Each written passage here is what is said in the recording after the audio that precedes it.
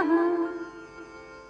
सौराष्ट्रे सोमनाथं च श्रीशैले मल्लिकार्जुनम् उज्जयिन्यां महाकालम् ओंकारं ममलेश्वरम् परल्यां वैद्यनाथं च डाकिन्यां भीमशङ्करम् सेतुबन्धे तु रामेशं नागेशं दारुकावने वाराणस्यां तु विश्वेशं त्र्यम्बकं गौतमीतटे हिमालये तु केदारं घृसृणीशं शिवालये एतानि ज्योतिर्लिङ्गानि सायं प्रातः पठे नरः